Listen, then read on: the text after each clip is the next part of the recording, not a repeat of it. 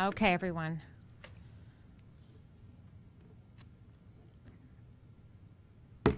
I'd like to call to order the June 28th, 2021 regular board meeting of the State College Area School District Board of Directors. Please join me in the Pledge of Allegiance. I pledge allegiance to the flag of the United States of America, and to the republic for which it stands, one nation, under God, indivisible, with liberty and justice for all.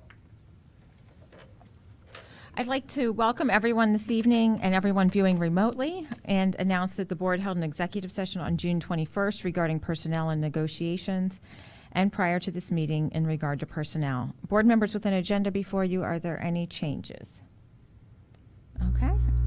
For our audience this evening, public comment is provided at the end of the meeting as well as prior to any action items or votes by the board. At this time, Dr. O'Donnell will review some of the housekeeping items related to our virtual format. Thank you, Amber. As you will note, the board and a small number of district administrators have returned to in-person meetings. During the meeting, the IT help desk is available if the community encounters technical difficulties. You may email itsupport@scasd.org or call 814-231-7743. Public comment may be made, as Amber shared, at the end of the agenda as well as prior to the board taking action on an individual item. For community members who wish to make a public comment, please use the raise hand feature in the Zoom program accessed under the Participants tab. Please note the board will return to full in-person meetings on July 19th at the high school in the LGI auditorium. That large group instruction auditorium is adjacent to the cafeteria, and we'll have signage and help for people to make sure people who attend find their way easily. Board committee meetings will still be held via Zoom for the next 2 months. We'll reconsider those formats at the start of the school year. That's all I have under this part. Thank you. Okay, thanks, Dr. O'Donnell. I would like to call on the board secretary now for the roll call of board members. Dr. Bader. Here. Ms. Bedell. Here. Ms. Brandt. Here. Ms. Concepcion. Here. Dr. Duffy. Here. Mr. Fazzard. Here. Mr. Hutchinson. Here. Mr. Leos. Here. Ms. Zidney. Okay, thank you. At this time on the agenda, we have time for communications. Dr. O'Donnell, do you have a superintendent's update? Sure, just a couple points to share with the board. Regarding our fall planning, parents and guardians may make changes to their child's fall educational model selection, make changes to their selection through tomorrow at midnight. Is when that window will close. By mid-July, we'll finalize plans for staffing and update parents if we do not have enough students for particular elementary grade level remote classes. That's one area that we're watching the enrollments, and we'll make sure we communicate with those those parents that are impacted. If parents have any questions, please reach out to your child's principal. I know I've received a few questions regarding if parents may make changes if something changed with the safety plan or something that they personally need more information on. And there's no question the reason we worded the survey the way we did is so that we know how much capacity we need to have in schools should a family desire to have their child learn from home until the vaccine for the younger students is available.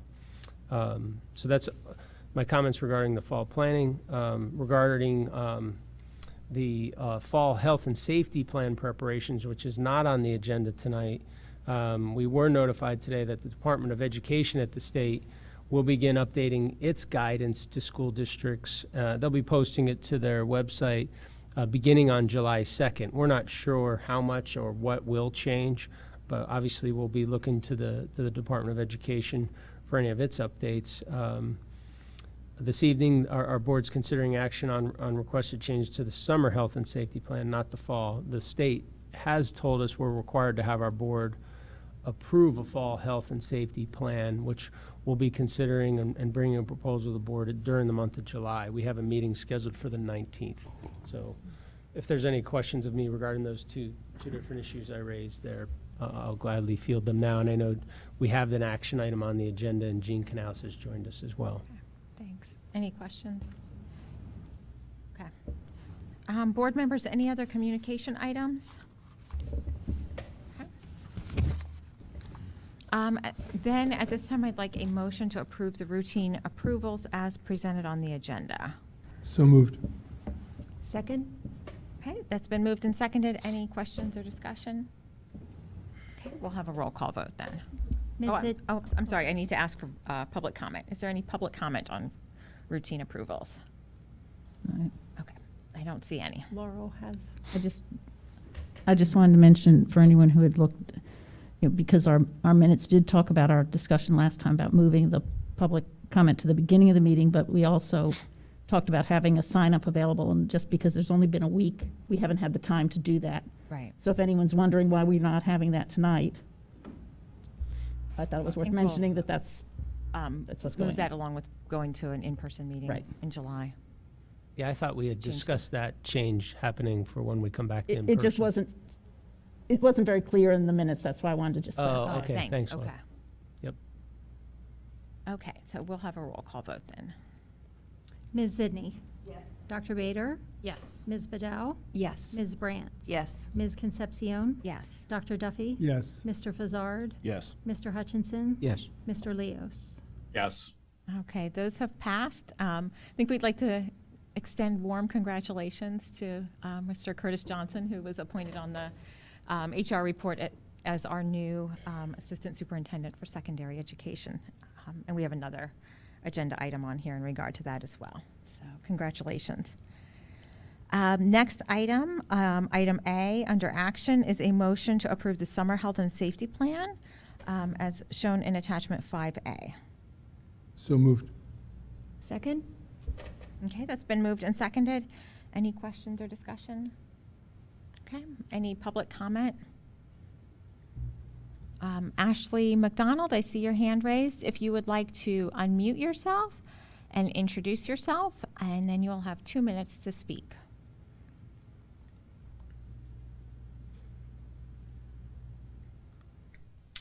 Hi, my name is Ashley McDonald, and I reside in Patton Township. I want to begin by personally thanking each of the board members who willingly accepted this letter prior to entering the admin building tonight for your meeting. It is my hope that each board member will be open to receiving communication from the public as we seek to be heard and understood. I know your desire would be to represent all concerned citizens and not just one group. In communicating with our majority leader's office, we received this letter back from their office clarifying the state's guidance and mandates. Let me read it to you now. Quote, "Thank you for your inquiry, as we have heard from several others on this issue. After some research, I was able to confirm with the PA Department of Education that there is currently no mandate from PDE or the federal government for schools to collect or submit data about the vaccination status of employees or students. I was also able to confirm from PDE that masks for teachers and students will not be required next school year. Per PDE, the CDC guidance encourages masks be required, but does not mandate that schools adopt that guidance in their health and safety plans. Important to note, PDE confirmed that schools will not lose federal funding if they do not require masks for employees or students, as long as they acknowledge the CDC recommendations and describe in their plan the extent to which it has adopted the key prevention and mitigation strategies identified in the guidance. Again, PDE confirmed that schools will not lose funding by not requiring masking. During my correspondence with PDE, their legislative director also noted that the department secretary confirmed this information during Tuesday's confirmation hearing with the Senate Education Committee. This letter was signed by Morgan Wagner, which is the policy advisor of the Office of Majority Leader. If you need a reminder to any of this information, you can reference the letter that was handed to you this evening. I hope that you will take their diligent efforts in finding facts and presenting them to you into account. I urge you to make masks optional, even for this summer and into the fall, and have one rule for all. Thank you. Thank you for your comments. Stephen Williamson, I see your hand raised. If you would like to unmute yourself and introduce yourself, you'll have 2 minutes to speak. Hello, Steve Williamson, College Township. Before you make your vote tonight and looking forward to the meeting on July 19th for the fall plan, please understand that this past year you gave everyone the freedom to make their desired choice except one group, the group that wanted their middle school and high school students in school every day. You decided to limit the educational opportunities of those students. On June 7th, you again took a choice away from the parents. You told us that we could not choose to provide the best educational environment for our children during the summer. You keep compounding previous mistakes by not learning from them. When are you going to stop making the same mistake of limiting our children's education? You want to limit your child? Have at it. Don't do it to ours. Eliminate the mask mandate for the summer immediately. Change the language tonight and make one bullet point: masking optional for all individuals. Don't wait for the fall, because masking our children does limit their growth, especially with young children reading, such as the 400 plus at Champs Camp right now. You have chosen to impose masking for all elementary children with no regard to the best educational practice. By making masking optional, you give every parent a choice to do what they feel is best for their child. Your team of 10 should not be making decisions to limit educational value unless you have undeniable proof of danger. You never had this, you still don't have it, and yet you continue to make decisions about our children, and you are reducing the educational value they receive. Making masking optional allows parents who want their children masked to do just that. Their decision has no limiting factor for our children's educational opportunities. Do not take the freedom of this decision away from the parents. Do not force us to take less opportunities for our children. Masks do not need to be your concern per every state entity that matters, and hence you have no business deciding regarding masks. Masks optional, one rule for all. Thank you for your comments. I see Michelle Schellberg has her hand raised. If you'd like to unmute yourself and introduce yourself and where you reside in the district, and then you'll have 2 minutes to speak. Hi, my name is Michelle Schellberg. I live in Port Matilda, and I'm the mom of a SCASD student. I'm calling to provide information that supports optional masking for all students and staff. There are 3 COVID-19 emergency use vaccines available for ages 12 and older. Half the Pennsylvania population has been vaccinated. Population of State College is 41,808. Half of that is 20,904 people vaccinated in State College. Also, many have had COVID-19 and have recovered and now have natural immunity. 15,418 confirmed cases have been reported as of today, 6/28/21. The total vaccinated plus confirmed cases equals 36,322. Divide that by the population, 41,808, and you get 86% of immune people. Experts use 70% to declare herd immunity via Mayo Clinic. We have reached herd immunity. There has only been 1 or 0 cases for the last few days. The pandemic is over. Mask use is no longer needed. If you continue requiring mask use, who will manage appropriate and safe mask wearing? It has been proven to harbor the masks have been proven to harbor viruses, bacteria, and mold. Will the school nurse be checking to be sure my student's mask is germ-free? Will the school provide a clean mask throughout the entire day? I would like to suggest that you vote for optional masking for all students and staff today. Thank you for hearing me. Okay, thank you for your comments. Is anyone else looking to make a public comment? Okay, seeing none, we'll have a roll call vote on this item. Dr. Bader. Prior to placing my vote, I think we see had a another delayed hand raise just hand. raised. Yeah. Okay. Jennifer Moani, I see your hand raised. If you'd like to make a public comment, if you could introduce yourself, where you reside in the district, and then you'll have 2 minutes to speak.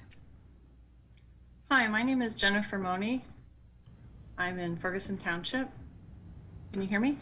Yes, we can hear you. All right. This has been a long 1.5 years of decision-making regarding COVID-19. You are tired, parents are tired, kids are tired. Thank you for your work. With case counts now lower than we've seen since the earliest days of the pandemic, we have come to the point where we have to manage the fear that came with the declaration of a worldwide pandemic. How do we now face that fear and move forward? Hope. We look for the hope. We have data, we have research, we have a future. Last week, when the CDC ACIP committee met to discuss the disturbing myocarditis reactions in teens, they made it a point to note that COVID cases have been trending down in the US since January. There is hope. Over the past 1.5 years, we've learned that the lowest risk group for COVID-19 is those under 18 years of age. That provides a lot of hope for these kids. Just over a week ago, a research study was published showing that an already approved Nobel Prize winning medication used as a prophylaxis reduced COVID-19 infection by an average of 86%. That's more effective than one of the 3 experimental vaccines currently available.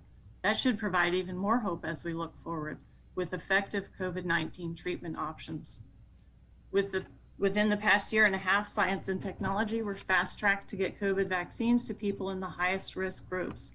So where are we now? Let's put that hope into action as we manage the fear and move on.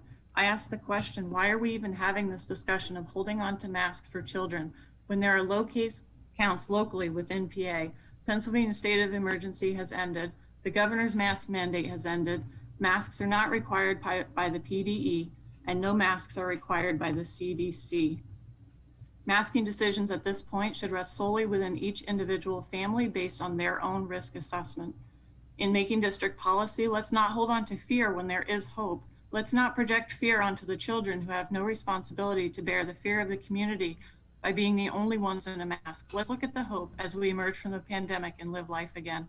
Let the children learn again, see their teachers' faces again, and clearly hear their voices again. There are no restrictions that mandate otherwise. The risk is lowest for this age group.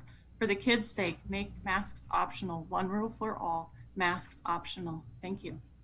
Thank you for your comments.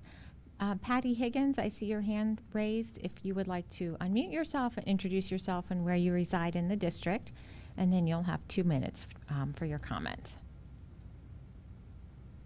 Hi, Patty Higgins from Ferguson Township, and I just wanted to echo that masks should be optional for all. Thank you. Thank you for your comments. I don't see any other hands raised at this time, so we'll go ahead and have a roll call vote. Dr. Bader, Yes. Ms. Bedell, Yes. Ms. Brandt, Yes. Ms. Concepcion, Yes. Dr. Duffy, Yes. Mr. Fazzard, No. Mr. Hutchinson, Yes. Mr. Leos, Yes. Ms. Sidney. Okay, that item has passed. Item B is a motion to approve the appointment and contract for Curtis Johnson as Assistant Superintendent of Secondary Education for a 5-year term beginning July 1st, 2021 through June 30th, 2026, and this is shown in attachment 5B. So moved. Second. Okay, that's been moved and seconded.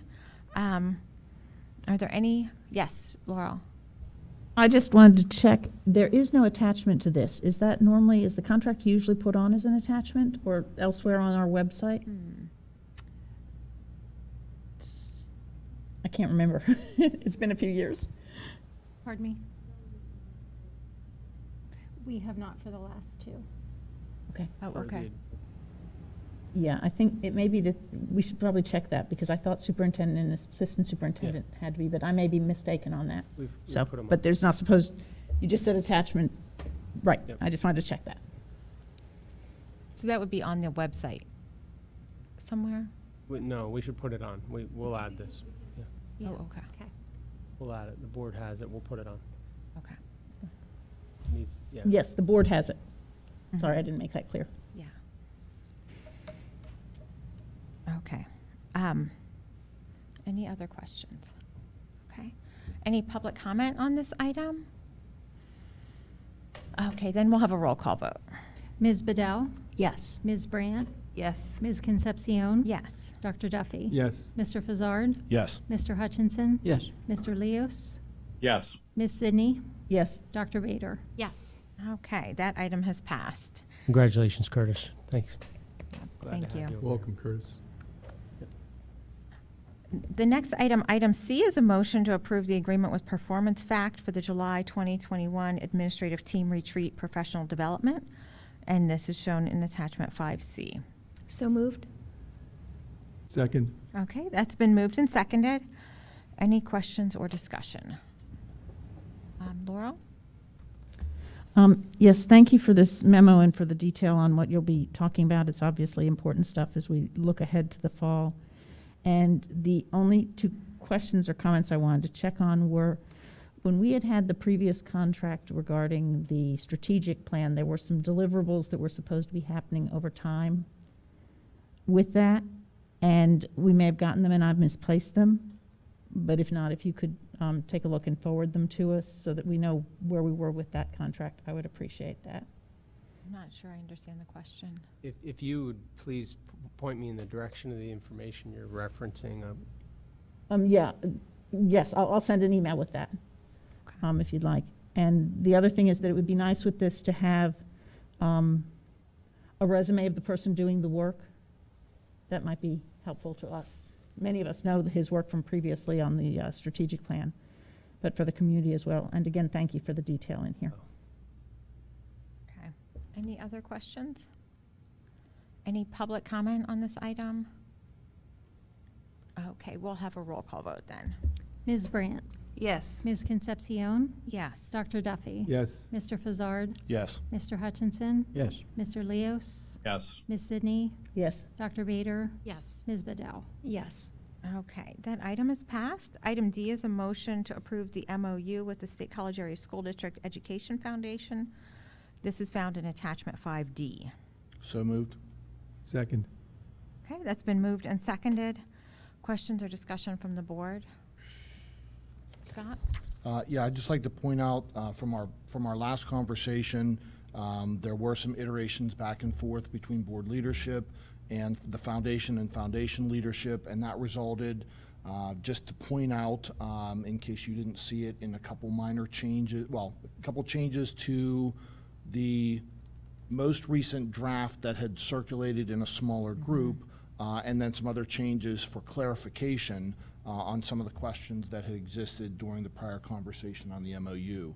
And those are primarily associated with paragraph 3, which talks about the calculation of the administrative fee and the inclusion of some clarifying language relative to what period the expenses refer to and how the calculation is done and things like that. So hopefully you all got some additional clarity from that standpoint.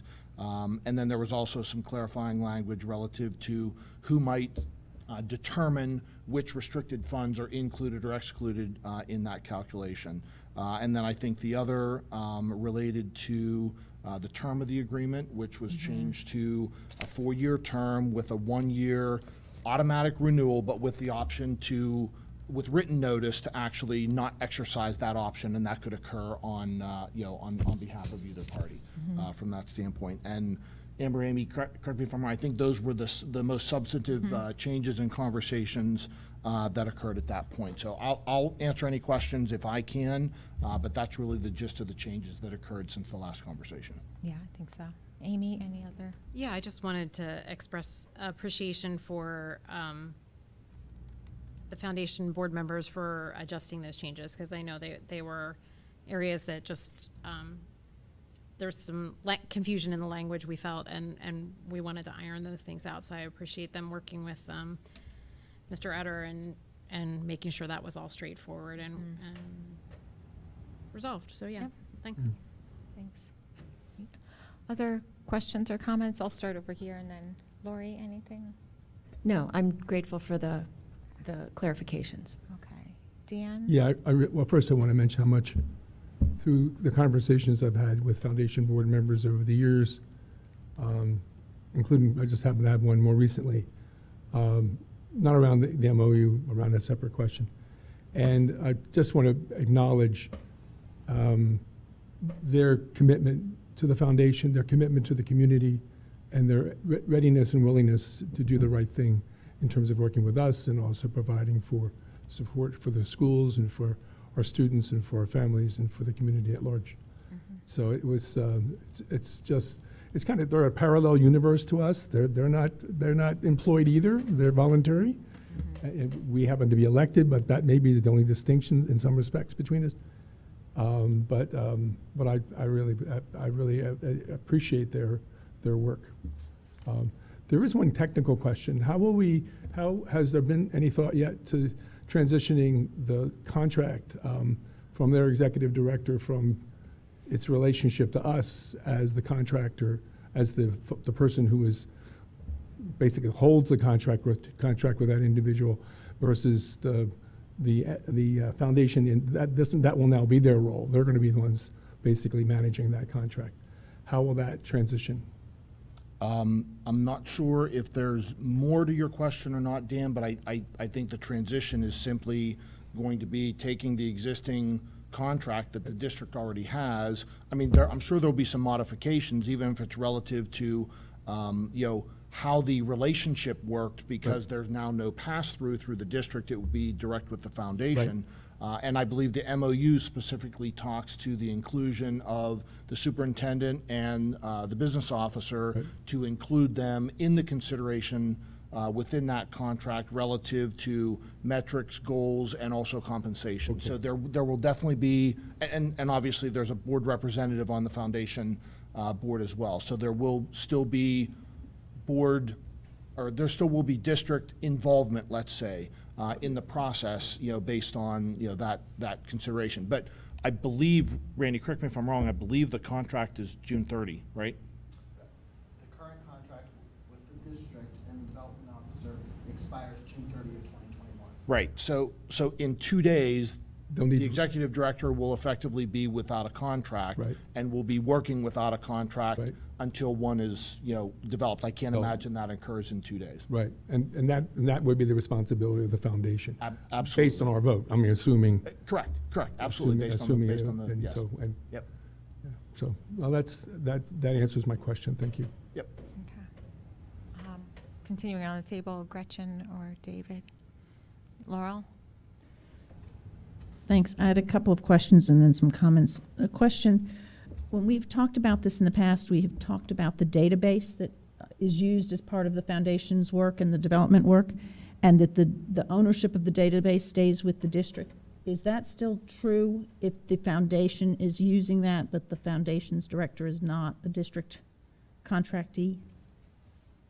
So the affinity contract, and Randy, this is probably a question for you. Well, I think I can respond to that. I don't think there's any change in, contract relative to the maintenance of the database with Affinity, et cetera. So if ownership existed with the district beforehand, I don't see why that would be a change, currently. And I think that is something that has been previously discussed, that, that data really is the district's data that the foundation may use, may somewhat manage, may improve, so to speak, and may add to, but that fundamentally it's the district's data. Right.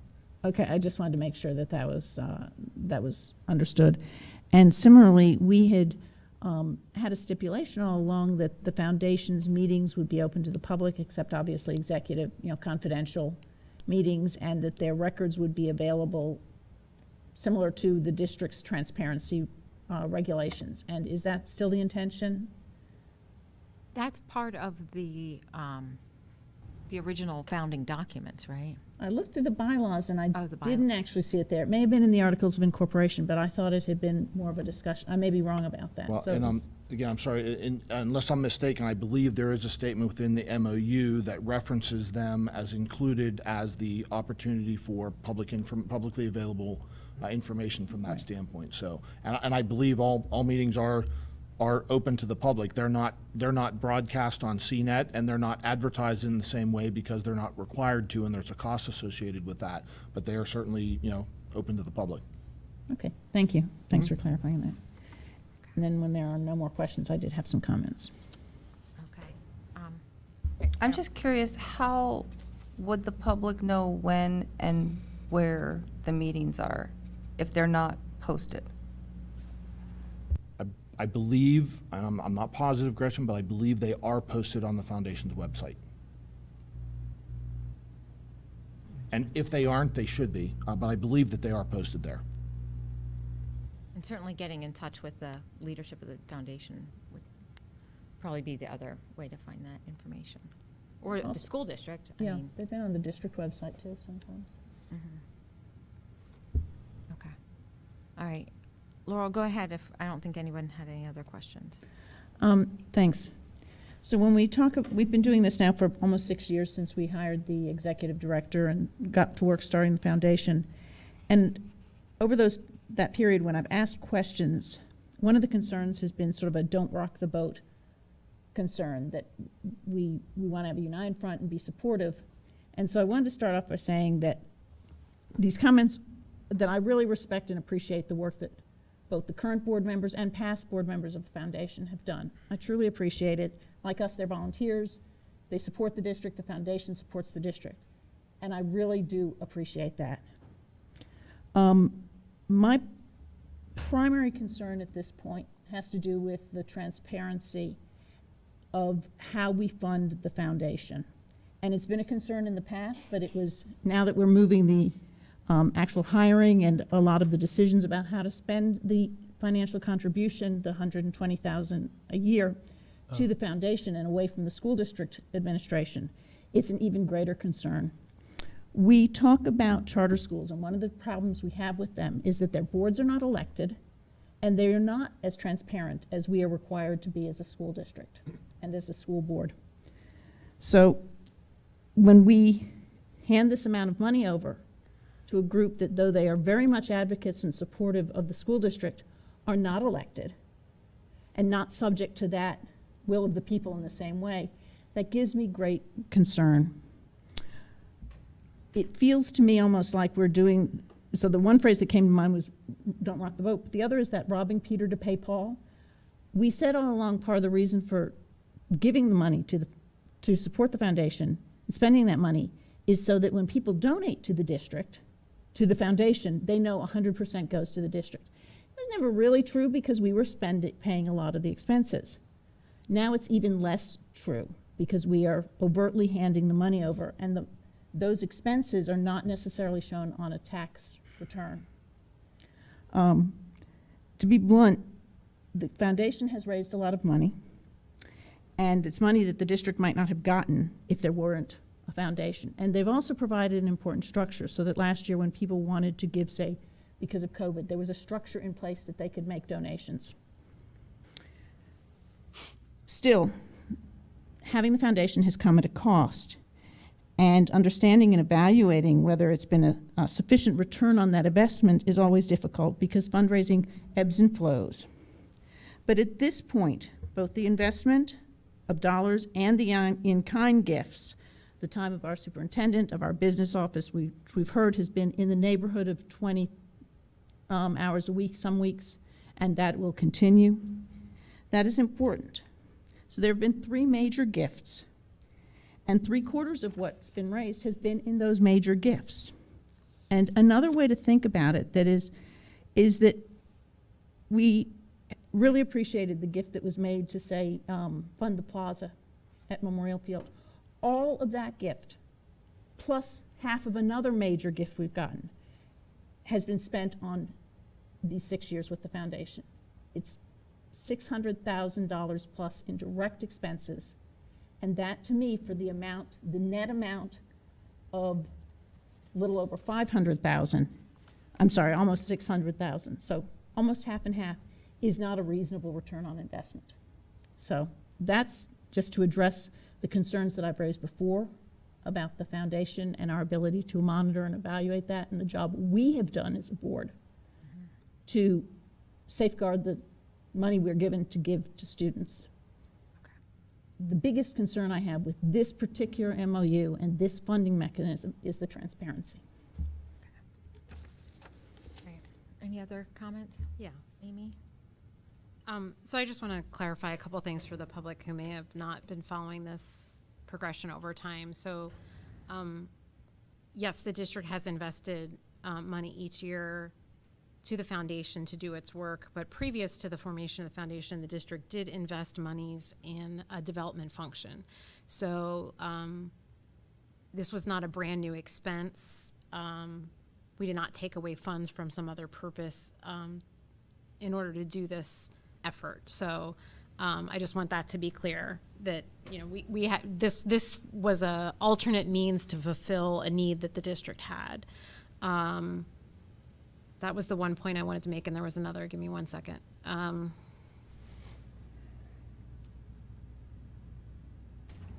It's escaped me, but that was the biggest one I wanted to point out, that those funds, they have been invested routinely. So it's not a new expense. There had been a couple years of break, you know, in between, but. Yes, and I know what the other point was. You know, we knew with the launching of the foundation that the initial years were going to be, I I don't want to say deficit years, but likely to be not a good return on investment. So yes, I think it's unfair to look at the 6 years in total when we've already talked about that the first couple years were going to be growth years where we didn't anticipate having a significant return on investment. So I think it would be more appropriate to really look at just the last 2 or 3 years, especially because there was a lot of issues the first year in terms of being able to establish a board. Then once that board was established, they needed another year or 2 to really ramp up and develop different functions and events that they started to have. So I think those are 2 other lenses to use when taking for the perspective of the whole 6-year term. Thanks. All right. Any other comments? Is there any public comment on this item? Okay, we'll have a roll call vote then. Ms. Concepcion. Yes. Dr. Duffy. Yes. Mr. Fazzard. Yes. Mr. Hutchinson. Yes. Mr. Leos. Yes. Ms. Sidney. No. Dr. Bader. Yes. Ms. Bedell. Yes. Ms. Brandt. No. Okay, so that item has passed. Moving on then to board committee reports. Culture, Climate, and Learning Committee. Dan?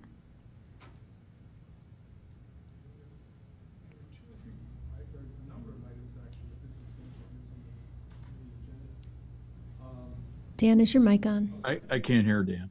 Oh, sorry, Jim.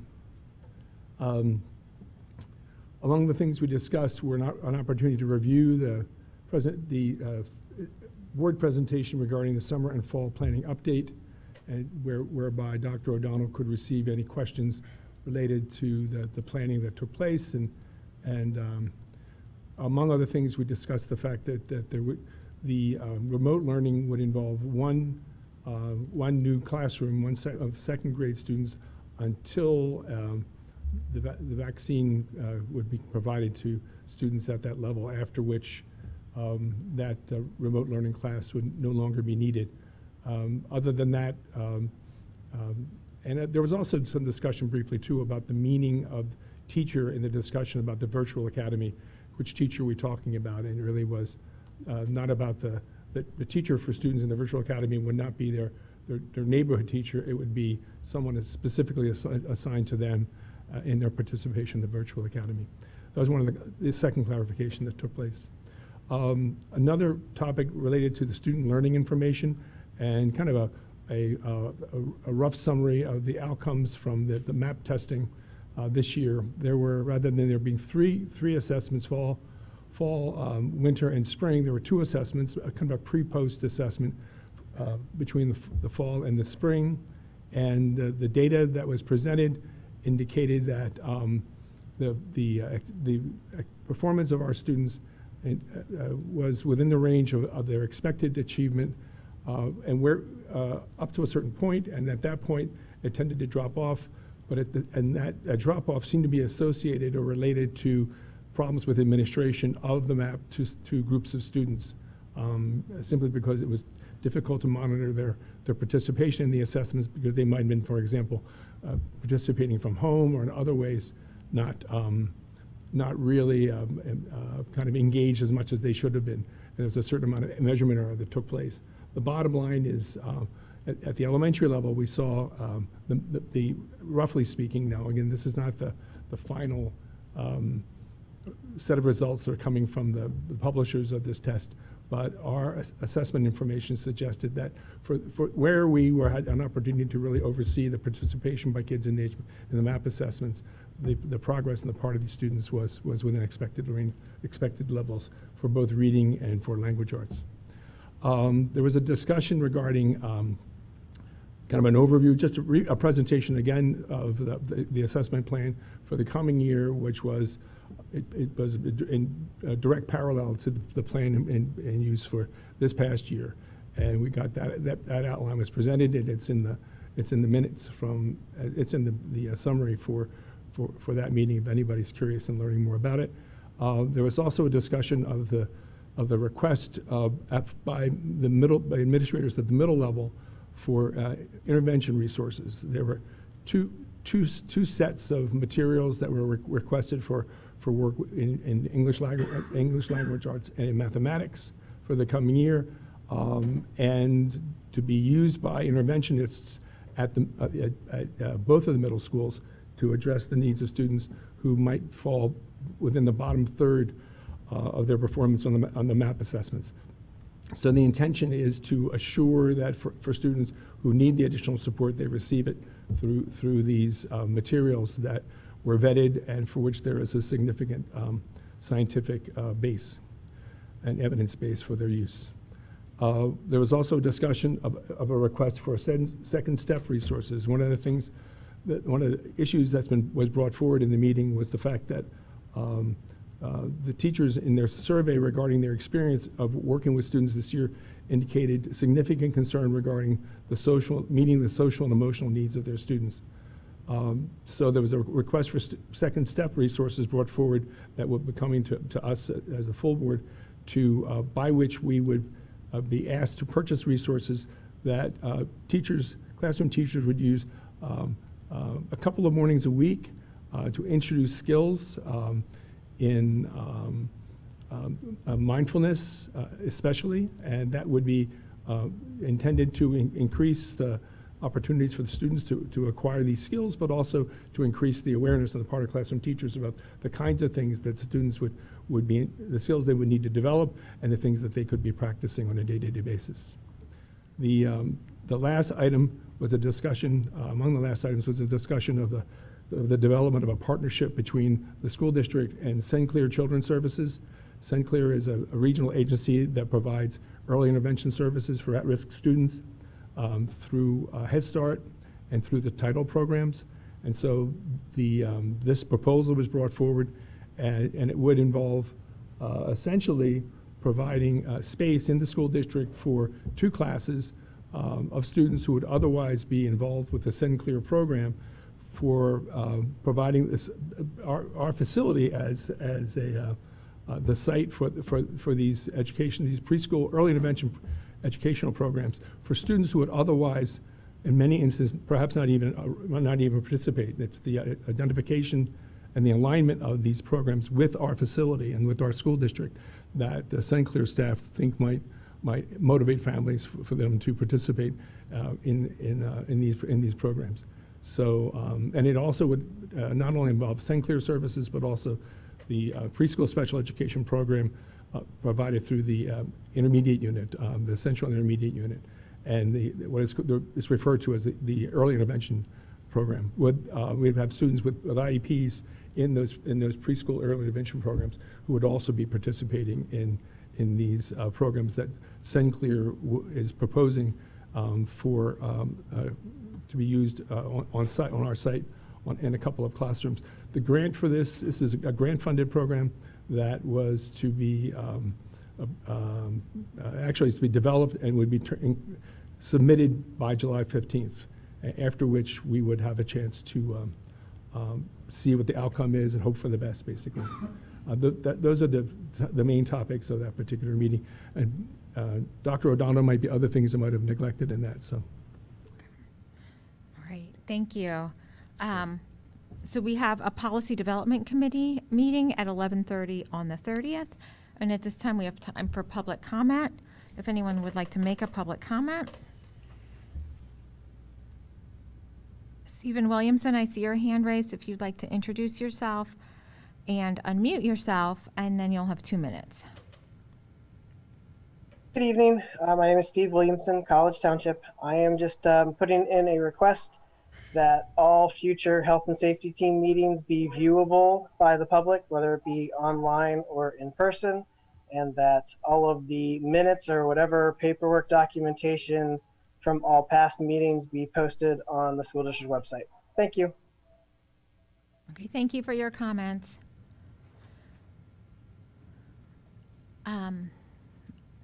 Okay, I don't see any other hands raised at this time, so I will be looking for, in regards to future agenda planning, just to reiterate, July 19th is our next meeting, as far as a full regular board meeting. And with that, I will be looking for a motion. Amber? I'm sorry, yes. I'm sorry, I just wanted to double check. The health and safety plan will not be voted on at that meeting for the fall, or will it? Well, the last meeting you ripped me for not putting something on as action, Laurel, so I might request it goes on as action and Yeah, bring it members wasn't of the team. listed today as being for action then, but there's a long time between now and then, so I I- understand that. That's why I'm checking to. I don't know that yet. We need to have it by the end of the month. Right now, the board has a 19th meeting and then an August 2nd meeting. So unless we schedule another meeting, it would be on as action at that meeting. When we do agenda planning, we'll look to committees to see if there's anything.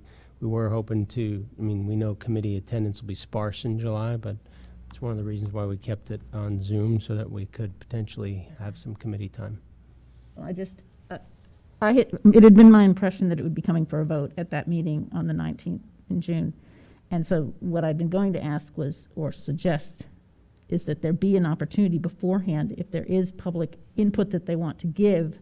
I know you'll be working up to the end and the information changes constantly, but it would be valuable if there were a way that people could actually comment before we come in and have to vote, and that we're not trying to listen and take in that information and all at the same time. So if it's possible to have that, even if it's the availability to send in written comments, which people always can, but to make it easier for people, that would be helpful to me.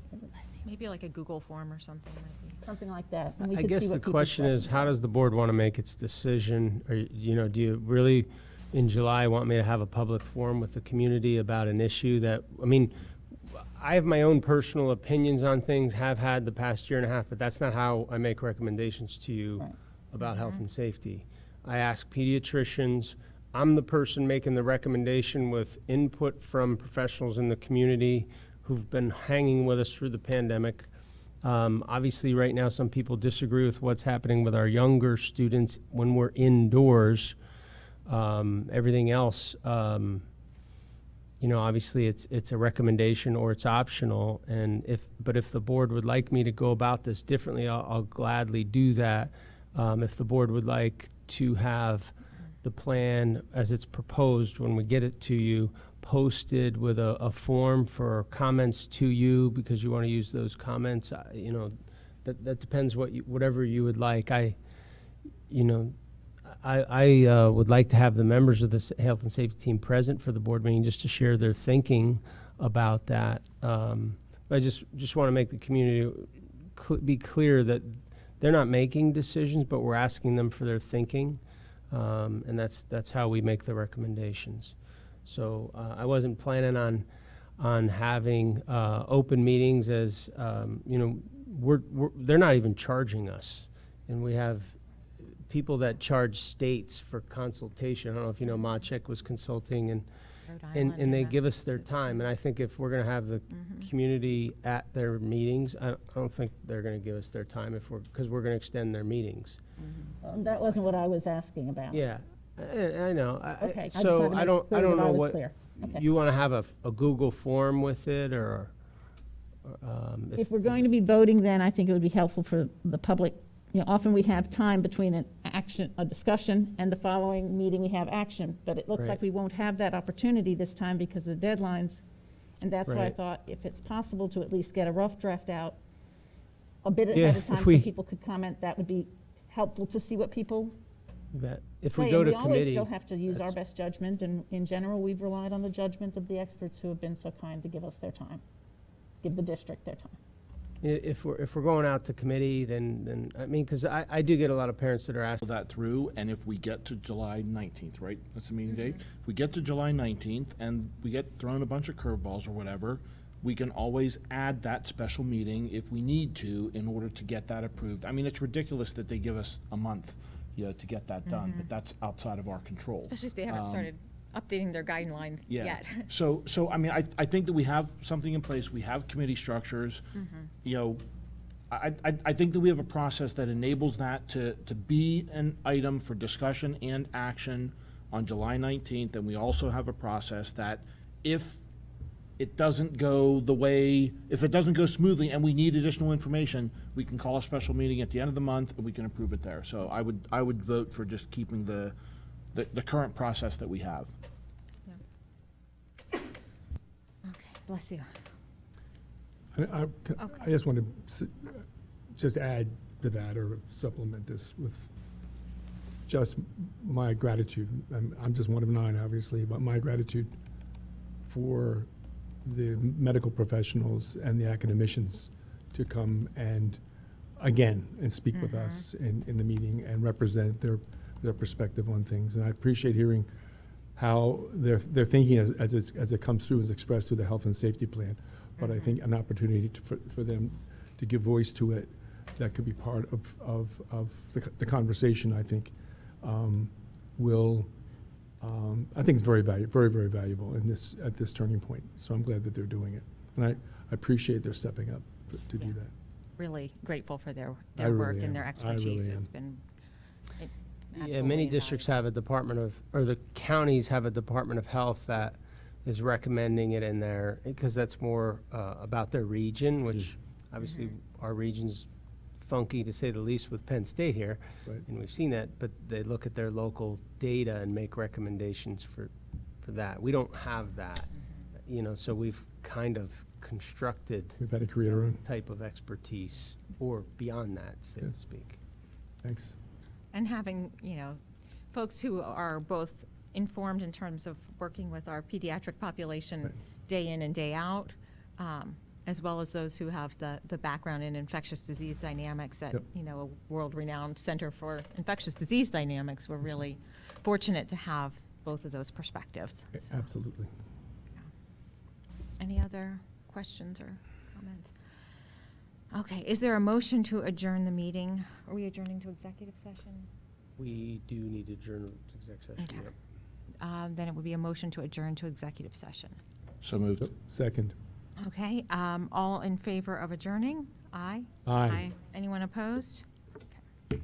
Thank you. We're adjourned then.